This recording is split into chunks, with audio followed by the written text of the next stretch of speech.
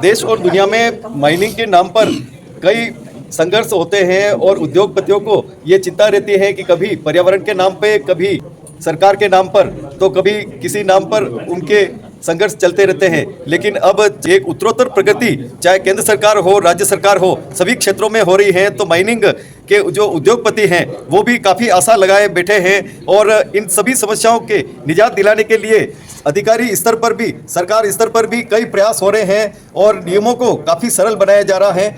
हमारे साथ में दीपक जी सर हैं। किस तरह से इनको राहत देने के लिए सरकार की ओर से प्रयास किए जा रहे हैं जी?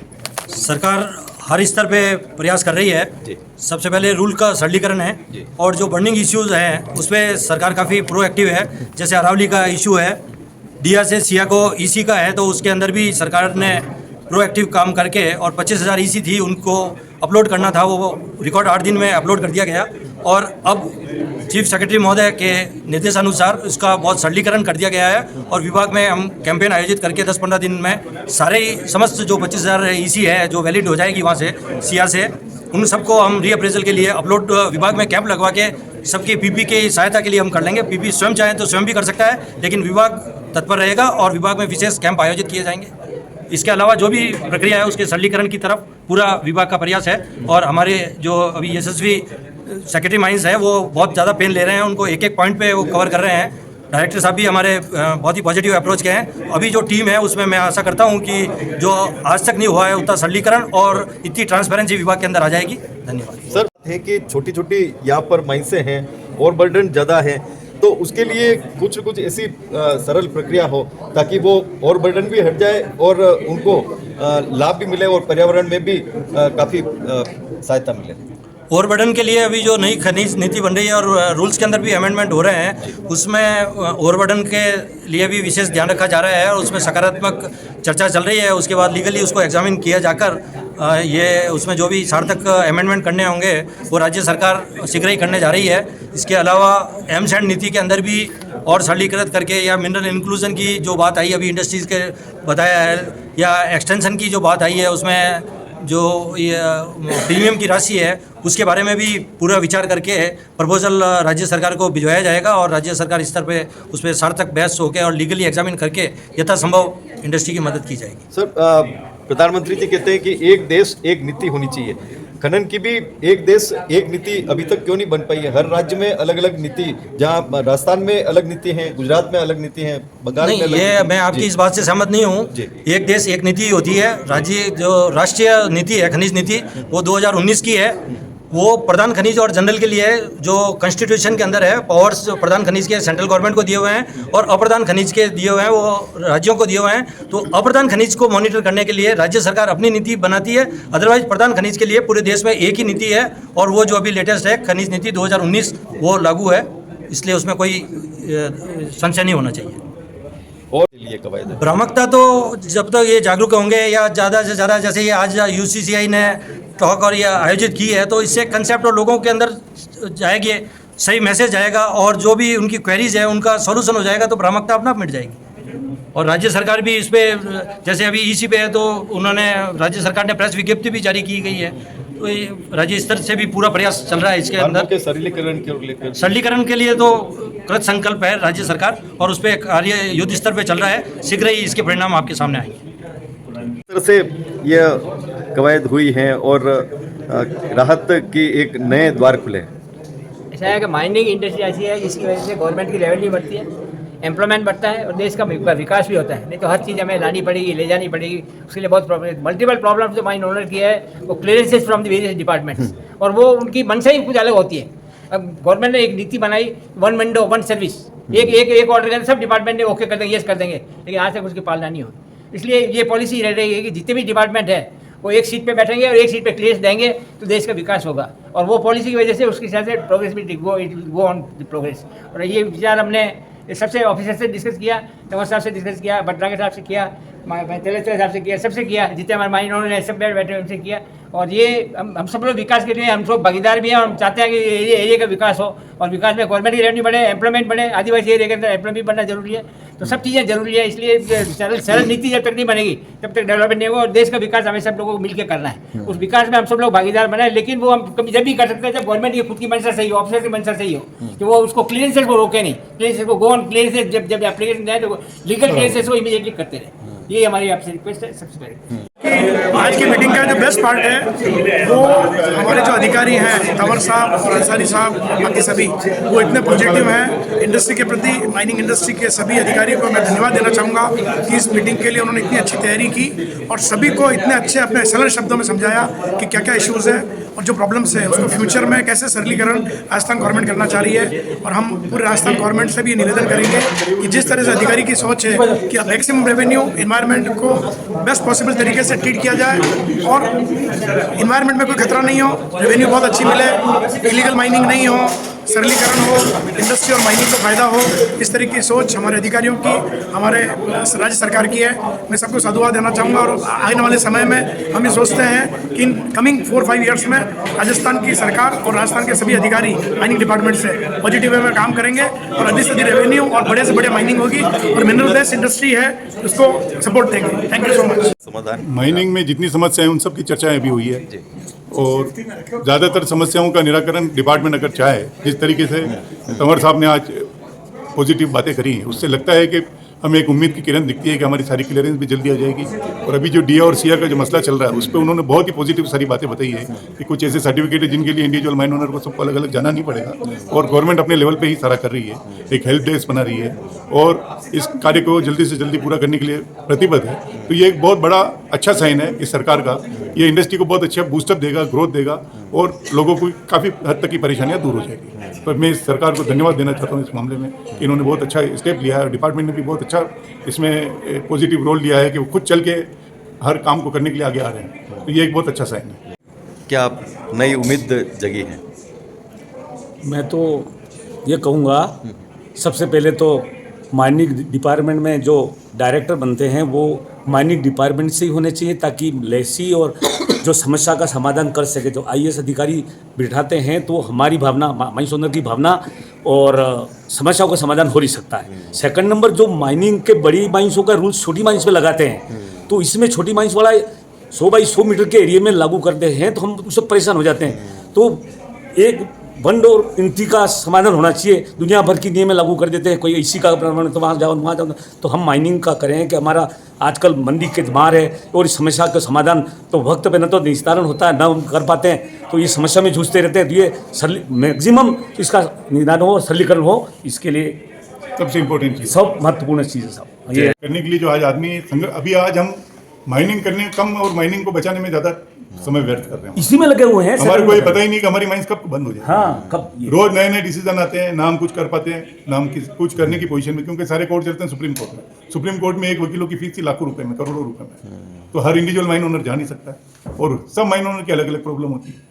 तब सरकार को भी इस मामले में ऐसी नीति निर्धारित करनी चाहिए कि जो एग्जिस्टिंग माइंस है उन सब की बराबर चलती रहे, किसी तरह की परेशानी नहीं है। रोज रोज की इन परेशानी से क्या होता है, उसका डेवलपमेंट भी रुकता है। माइन ओनर के ऊपर जब ये लगता है कि मेरी माइंस कभी भी बंद हो जाएगी तो माइंस कभी सेफ्टी से चलेगी भी नहीं, उसमें प्रोडक्शन का भी लॉस होगा, कभी जान माल की भी हानि हो सकती है, हर तरीके से परेशानी होती है और सबसे बड़ा मानसिक तनाव रहता है। तो ये सब चीज़ों को दूर करने के लिए सरकार को एक राष्ट्रीय नीति बनानी चाहिए इस मैटर में कि किस तरीके से काम करे कि लोगों को इस मामले में परेशानी नहीं हो, माइन ओनर भी खुल के काम करे और अपना काम जो है ना सुचारू रूप से चलता है। धन्यवाद। तक रही माइनिंग इंडस्ट्री और माइनिंग के जो लेसीज हैं सबको एक बहुत पॉजिटिव वातावरण में काफ़ी बातचीत हुई। ओपन हाउस डिस्कशन हुआ जिसमें हर लेसीज ने और इंडस्ट्री से जुड़े लोगों ने डिस्कशन किया और चैम्बर ऑफ कॉमर्स ने एक बहुत बड़ा इंपॉर्टेंट रोल प्ले किया है कि सारे इंडस्ट्री को और गवर्नमेंट ऑफिशियल्स को साथ में लाके सब अपना पॉइंट, अपना विजन रख सके। ये सारा डिस्कशन आज हुआ, बहुत ही पॉजिटिव है और आगे हम उदयपुर चैम्बर की तरफ से इस ऐसी मीटिंग्स को ऑर्गेनाइज करेंगे। आज माइनिंग के साथ किया है, कल फॉरेस्ट के साथ, पॉल्यूशन कंट्रोल बोर्ड के साथ ऐसी गतिविधियां हम करते रहेंगे ताकि माइनिंग इंडस्ट्री या कोई भी इंडस्ट्री हो वो पॉजिटिव सस्टेनेबल डेवलपमेंट के तहत काम कर सके। सबसे बड़ी भ्रांति जो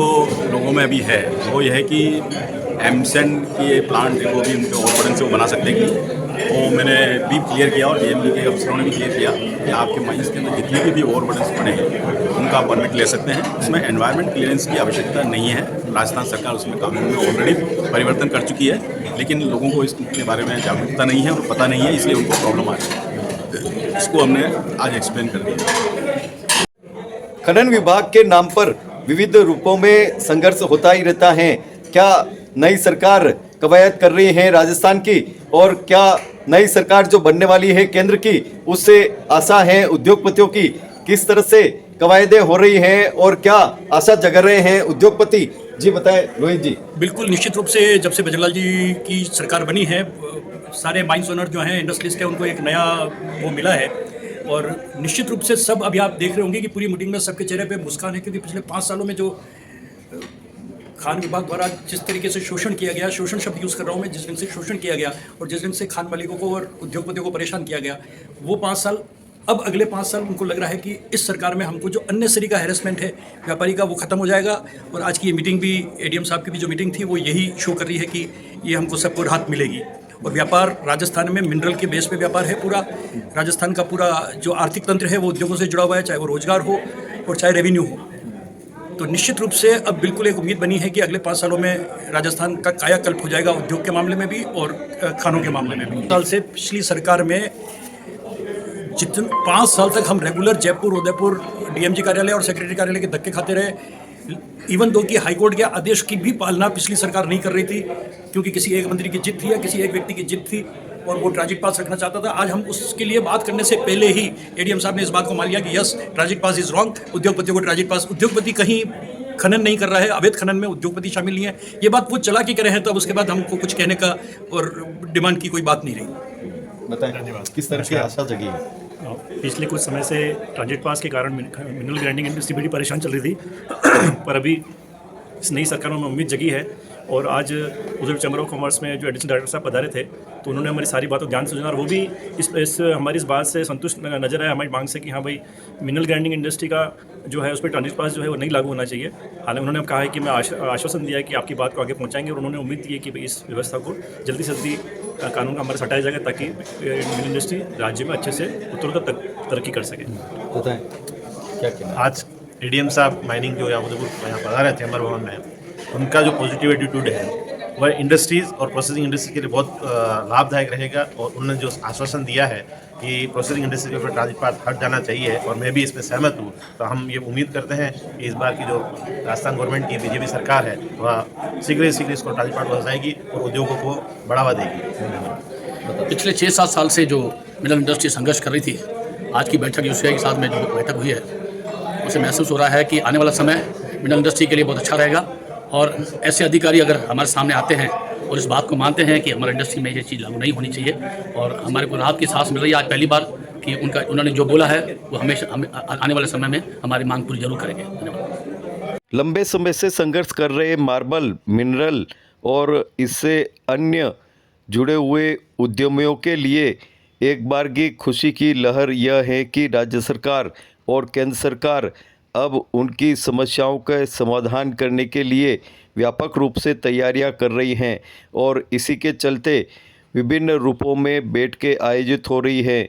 सचिव स्तर पर हो या मंत्री स्तर पर हो या मुख्यमंत्री स्तर की हो या विभाग स्तर की हो, सभी की यही कवायद है कि जो लंबे समय की समस्याएं हैं या जो नीतियां ऐसी हैं कि उनमें कोई संशोधन करने की आवश्यकता है, तो वो भी की जा रही है। लंबे समय से खनन उद्योग में काफ़ी निराशा का माहौल हो रहा था और इससे जुड़े हुए कई उद्योग इससे प्रभावित हो रहे थे, तो कई बंद भी हो गए थे। कई इकाइयाँ प्रभावित इसलिए हुई कि कई रूपों में उनके नियमों की पूर्ति नहीं की जा रही थी। नियम इतने कठिन हैं और नीतियाँ इतनी कठिन हैं कि उसको पूरा करना एक उद्योग के लिए संभव नहीं हो पा रहा था।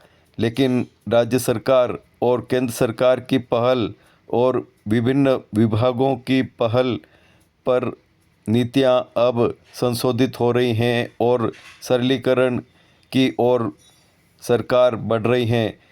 सब में एक उमंग और उत्साह का वातावरण बन रहा है और सभी में यह जागृति हो रही है कि हमारा उद्योग कैसे आगे बढ़े और हमारा पर्यावरण कैसे शुद्ध हो, हमारे जो कामकाज हैं उससे किसी को नुकसान न पहुँचे।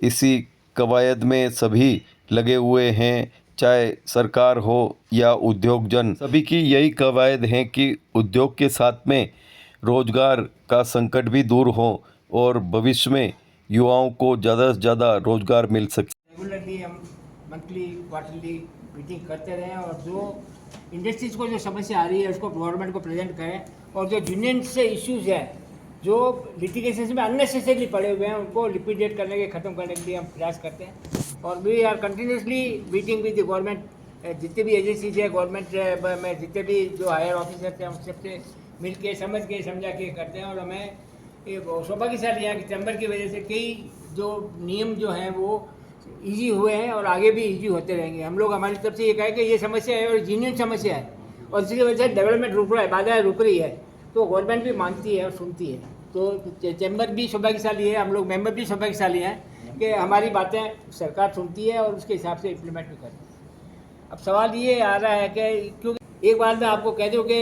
जितना आज से 100 साल पहले जो मिनरल की आवश्यकता थी और जो आज है, सस्टेनेबल डेवलपमेंट के लिए आज क्या हो गया, इन्वायरमेंट डिपार्टमेंट सबसे हावी हो गया, उसको कोई सुनवाई नहीं है कि उसको आपको ज़रूरी है या नहीं ज़रूरी है। जिस देश में चाणक्य ने भी ये कहा था कि जिस देश में मिनरल है वो सबसे संपन्न देश है। आज की तारीख में हमारे जो रिक्वायरमेंट भी इतना बढ़ गया है कि यदि मिनरल नहीं है तो हम लोग सर्वाइव नहीं कर सकते, न अच्छे घर में रह सकते हैं, न मेडिसिन खा सकते हैं, न हम जिंदा जीवित रह सकते हैं। तो जितनी हवा शुद्ध पानी और शुद्ध इन्वायरमेंट चाहिए उतना इम्पोर्टेंस मिनरल की है। और ये चीज़ हम लोग धीरे धीरे भूल रहे हैं क्योंकि कई विदेशी ताकतें भी ऐसी है कि जो हमारे को इन्वायरमेंट को लेके इशू बना रही है, उनके वहाँ इन्वायरमेंट ख़राब है लेकिन हमारे वो इन्वायरमेंट को नाम लेके और वो हमारी जो जिन मिनरल्स हमारे पास अवेलेबल है उसको किसी भी तरह से नीचे दबाना चाहती है। फॉरेस्ट पॉलिसी बनती है, फॉरेस्ट पॉलिसी आपको बता दें फॉरेस्ट पॉलिसी कैसे बनी। फॉरेस्ट पॉलिसी में एरियल सर्वे हुआ और जहाँ पर उन्होंने प्लांटेशन देखा, पेड़ पौधे देखे, वहाँ पर उन्होंने एरियल सर्वे कर दिया। वो वास्ट मिनरल डिपॉजिट थे और वो नेशनल प्रॉपर्टी है, उसमें हर आदमी की भागीदारी है, हर आदमी के वो उसका मालिक है। अब वो उसे एरियल सर्वे के अंदर जो इन्वायरमेंट का जो हुआ उसके हिसाब से उन्होंने रिजर्वेशन ऑफ फॉरेस्ट कर दिए और 1980 में फॉरेस्ट कंजर्वेशन एक्ट लगा। Amazed to the risk of these entrepreneurs think beyond the lines. Greenery जो इन्होंने डेवलप कर रखी, मतलब क्या बोलूँ मैं, तो ऐसी मतलब 15 तरह की भांत की हमने फैक्ट्रियाँ देखी और एक्सपोजर से सीखी। अब आते हैं माइनिंग पे। 117 तो हमारे डायरेक्ट मेंबर्स हैं जो माइनिंग में काम करते हैं। 3 माइनिंग एसोसिएशंस हमारी मेंबर हैं जो इनडायरेक्टली 300 लोगों को यहाँ लेकर आते हैं। अगर उनकी एसोसिएटेड अगर कंपनियां देखो, चाहे मेंबर नहीं हैं, जो कटिंग कर रही है, ब्लास्टिंग कर रही है या ट्रांसपोर्ट कर रही है, तो आप सोच नहीं सकते कितनी। और अगर मिनरल जोड़ दूँ तो समझ लो आधी इकोनॉमी इस पे ही है। ऐसे में मेरा आपसे अनुरोध है, मेरी इस सब्जेक्ट पे समझ तो नहीं है लेकिन जहाँ लुणावत साहब बैठे हैं सारी समझ अपनी जगह सेटल्ड है। मैं आपसे अनुरोध करती हूँ कि अगर आपके बस में हो तो इनकी प्रॉब्लम जेन्युइनली जेन्युइन है। मैंने स्पेशली अरविंद भाई साहब, लुणावत साहब, दिलीप भैया, मोदी जी, इन सबको मैंने देखा है कि ये अपने काम में कर्मठ पूरे हैं, ईमानदार भी हैं, मतलब ये सपोर्ट करना चाहते हैं। अगर आपकी रेगुलेटरी में इनको कोई रिलैक्सेशन मिल सके जो ये मांग रहे हैं तो आज यूसीसीआई की तरफ से मैं अनुरोध करती हूँ कि आप इस पर ध्यान दें और आपका उद्बोधन चाहिए। वो आपने जो स्टार्ट किया उससे ही पता चल गया। आपने अपनी जो फहरिस्त बताई वो गागर में सागर वाली है, उसमें सारे पॉइंट्स इंक्लूड कर दिए। कोई इन्होंने हमारे लिए स्कोप छोड़ा ही नहीं कि जिस पॉइंट को हम बन सकते हैं। ये आपकी पकड़ और ये दर्शाता है और हमेशा से ये जागरूक रहे हैं। कोई भी रूल्स पॉलिसी बने हैं तो हमेशा आपके रिप्रेजेंटेशंस आए हैं और सारगर्भित रिप्रेजेंटेशन के आधार पर उन पॉलिसीज़ पे अमेंडमेंट हुआ है, तो उसके लिए विभाग भी इनका आभारी है। और यूसीसीआई ने जो काम किया और जो मैडम ने बताए हैं वो बेसिक वो बहुत ही सराहनीय कदम है और मैं आशा करता हूं कि यूसीसीआई और उत्तरोत्तर प्रगति करेगा। मैं सारा समावेश कर लिया जो बर्निंग इश्यूज़ हैं और जो आगे भी ऐसे हैं कि जो फ्यूचर के अंदर भी वल्नरेबल है, उन इश्यूज़ को भी आपने इनकॉर्पोरेट कर लिया है और इससे आम जो माइनिंग जो लेसीज है उन सबको ये प्रॉब्लम आ रही है, इसका सोल्यूशन निकलना ज़रूरी है।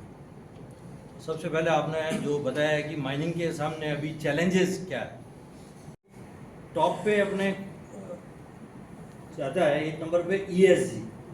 जो चैलेंज है वो ESG, then capital flow, then licence to operate, then your climate change, digital and innovation, cost and productivity, geopolitics, cyber, new business models and workforce. इन 10 में भी आपने जैसे 2023 में देख रहे हैं और 2024 में है, तो इसमें ये एरो ये बता रहा है कि किस में तो अपन डाउन गए और किस में अप गए। तो ये राइट साइड के अंदर एरो उसको सजेस्ट कर रहा है, जो डैश है उसमें कोई प्रोग्रेस नहीं है। इसमें सबसे इम्पोर्टेंट और जो क्रक्स है वो ESG पे है। ESG 3 वर्ड है, ESG, E for environment, S for social and G for governance. और इसी पे सारी इंडस्ट्री डिपेंडेंट और इसी से सभी प्रताड़ित है या सबको सॉल्यूशन इन्हीं पॉइंट्स पे चाहिए। सेल करें तो भी आपको परमिट मिल जाएगा। देखो आपको एक्चुअली 2 इशू, देखो हरदीप मैं आपको एक बताऊं, एमसेट का मैं डिटेल जो मैंने स्टडी की बताऊं, 2 पर्पस है। अगर एमसेट के लिए आपको परमिट लेना है तो ये बेनिफिट्स जो है ना ये आपको लेने हैं, तो एमसेट के लिए परमिट लेना वो 52(1) में जाएगा। हाँ ठीक है ना। और अगर आपको ओवरबर्डन को किसी और पर्पस से लेना है अदर देन एमसेट, तो आप 52(1) में आप उसमें दोनों में इसी नहीं लगेगा। तो उसका प्रीमियम दे रहे हैं, फिर एक और मेटल करा रहे हैं, उसका वापस प्रीमियम देना पड़ रहा है। इवन प्रीमियम देने के बाद वो डेड रेट पे रिवाइज हो रहा है। ये तो सर मतलब डेड रेंट इसलिए रिवाइज हो रहा है कि डेड रेंट में आपने देखा एक कंडीशन लगी हुई है कि विच एवरेज है। आपने 2 मिनरल लिए हुए हैं तो डेड रेंट तो एक ही लेंगे नेचुरली, लेकिन जो हायर है उसका लेंगे। इसलिए डेड रेंट तो अपनी जगह पे है, पर वो शेड्यूल 3 में जा रहे हैं पूरे लेसी पूरा डेड रेट रिवाइज हो रहा है। डेड रेंट तो जो मिनरल है। बताना चाहता हूँ कि अब माइनिंग डिपार्टमेंट या माइनिंग कॉलेज या दूसरे ब्रांचों जैसा नहीं है। हम लोग डे टू डे में इंडस्ट्री और गवर्नमेंट के सबके टच में और मल्टीपल कमिटीज़ में, supreme court, high court, DIA, SAC सब में है। तो हम जो चीज़ हम अपन महसूस कर रहे हैं कि जो ही हाई कोर्ट जाते हैं, सुप्रीम कोर्ट जाते हैं, तो हमारे प्रति जो दुष्प्रचार है उसको हम नहीं कर पाते। तो मैं आपसे सीखने आया कि हम लोग वहाँ किस तरह से प्रेजेंट कर सकें, कैसे अपना पक्ष रख सकें। एकेडमिशियन हमको आपके ये डेट वाइज और नंबर वाइज हमको याद नहीं रहते, लेकिन हमको आपका एक चीज़ और मैं बताऊंगा कि हमारा राजस्थान गवर्नमेंट और राजस्थान माइनिंग फ्रेटर्निटी बहुत एक दूसरे से मिली हुई है और बहुत सपोर्ट करती है। ये चीज़ हम 99 से देख रहे हैं कि जो ये दुष्प्रचार आया तो हम लोगों ने हमारे फ्रंट्स में काफ़ी सेमिनार किए, लुणावत साहब गवाए, तलेसरा साहब हैं, UCCI ने भी किए। तो उसमें बेसिकली यही बात निकल के आई कि जिस दुष्प्रचार को हम कैसे रोकें, क्योंकि जो बचपन से ही पढ़ाते हैं प्राइमरी, सेकेंडरी, टर्शरी इंडस्ट्री है, तो माइनिंग के बिना तो कुछ हो नहीं सकता और माइनिंग वही होगी जहाँ मिनरल है। तो उसके लिए हमने बहुत कुछ मेहनत की है। उसमें इंजीनियरिंग कॉलेज का, एकेडमिशियन का भी बहुत रोल है। तो मैं यहाँ खाली यही कहना आया कि आप लोग हमें भी साथ रखें और हम लोग बहुत सारी कमेटी में by virtue of our post और by virtue of our segment हम हैं। तो मैं यहाँ काफ़ी सीख के जा रहा हूँ। और आज जो दीपक जी का देखा, ये मेरे क्लास फेलो और दोस्त सब हैं, पर इनका जो पॉजिटिव आज मैंने देखा जबरदस्त है। सारा कुछ सॉल्व वैसे ही हो गया था। तो मुझे नहीं लगता, जनरली माइनिंग के जो हम डिस्कशंस होते हैं वो बहुत लंबे जाते हैं, क्योंकि हर आदमी इंडिविजुअल अपने पॉइंट से उस पॉइंट को एग्जाम्पल देता है और फिर चालू करता है। वो आपने पहले ही सॉल्व कर दिए सारे। So it is a win win situation for all of अस।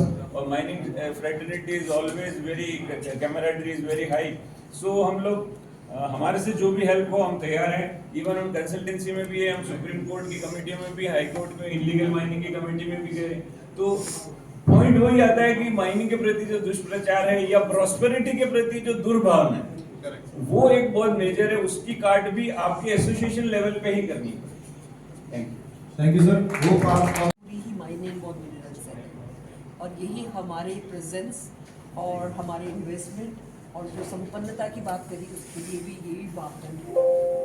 हमारे ऑफिस बेरर में दिलीप जी हमारे रिप्रेजेंटेटिव हैं, मुनावर साहब का आप जानते ही हैं, पर आज जो मैंने सीखा और जो समझा और ये देखा कि आप डेली बेसिस पे date wise, section wise, misleading wise किस तरह से एक मतलब कि फायर पॉइंट पे रहते हैं और वो अनसर्टेनिटी आपके लिए कितनी मुश्किल है। मैं जेन्युइनली फील करती हूँ कि माइनर्स को धन्यवाद और भगवान और मिनिस्ट्री और ऑफिसर्स डेफिनेटली ऐसा कुछ करें कि लॉजिकली साउंड और वर्केबल बनना चाहिए, बिजनेस सेंस होना चाहिए। Thank you. हमारे पास हमारे साथ तंवर साहब जैसे और अंसारी साहब जैसे अधिकारी हैं।